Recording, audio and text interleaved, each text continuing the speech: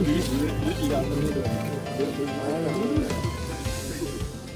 a en amont des cours d'eau qui sont plutôt assez pentus, qui sont plus en gorge. Et ici, on arrive sur une zone un peu plus plate. C'est certainement pour ça que Figeac s'est développé, qui part d'ici, du Surgier jusqu'à peu près Boussac. Et après, ça redevient un peu plus étroit. Et donc, on a ici la bande du Limargue, nord-sud. Donc, à l'échelle, je dirais, de la biologie des espèces, on est sur une zone de transition qui est intéressante, à la fois sur une vallée, sur une rivière, et ensuite sur des espaces aussi nord-sud qui permet aussi aux espèces ce qu'on appelle les trames vertes et bleues. Donc déjà on est sur une zone particulière à cette échelle-là.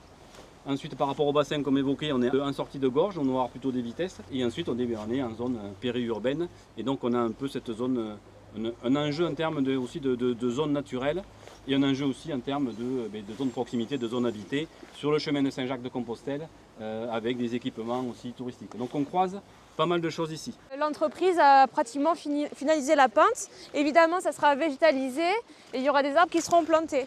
Et sur la zone de loisirs, il n'y a aucun arbre qui a été coupé, on les garde tous.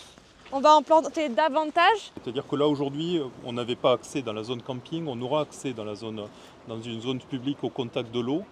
On ira jusqu'au pont SNCF et ensuite ça donne sur des chemins de randonnée, etc. Ce méandre, donc, ce que vous voyez, donc la berge, en fait, c'est un enrochement végétalisé. Alors aujourd'hui, la végétalisation, elle est très limitée. Il y a une toile coco, mais ça va être énormément planté. Il y a des plançons qui vont être plantés. Et la zone, donc, vous voyez effectivement les enrochements qui ont été laissés libres. Donc c'est l'emplacement de la future prise d'eau sur le scellé. Voilà, la prise d'eau donc en berge, elle sera située ici. Elle sera située là. Pourquoi ici? Parce qu'en fait, c'est une zone où en fait, on va avoir une profondeur suffisante. En fait. Donc c'est le même principe que la prise d'eau que je vais vous montrer, la prise d'eau historique donc de Prentegard. C'est un plan de grille. C'est une prise d'eau en berge. Ça veut dire qu'en fait, c'est des pompes. Donc c'est un canal d'amener. Le niveau d'eau est le même dans un puits de pompage dans lequel vous avez des pompes immergées qui ensuite vont refouler vers l'usine. Avec les travaux, on va fournir la possibilité et derrière, en fait, ça sera aux acteurs du tourisme en fait, après ouvrir les randonnées. Mais en tout cas, ça sera possible. En fait, là, c'est ce qu'on appelle la digue amont. C'est la partie la plus en amont de la digue qui faisait le plan d'eau.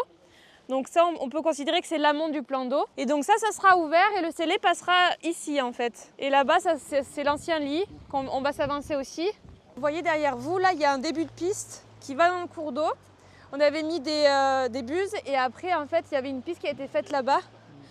Et donc, quand il n'y avait pas trop d'eau, ils pouvaient passer là et en fait, ils ont enroché. Alors bon, là, ils n'ont pas pu finir sur cette petite zone. Mais en amont là-bas, en fait, sous le niveau d'eau, c'est déjà enroché. Et après, il manque en fait la remontée en berge. Donc, sous l'eau, c'est enroché. Il manque la remontée de berge.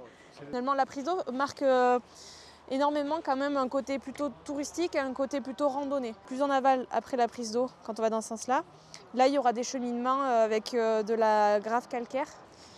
On les voit là, typiquement l'entrée, elle est là l'entrée. Et voilà, c'est ça. Ça c'est dans le site, là, ici. Et puis après sur la suite, ça va continuer sur des cheminements un peu plus sauvages, on va dire.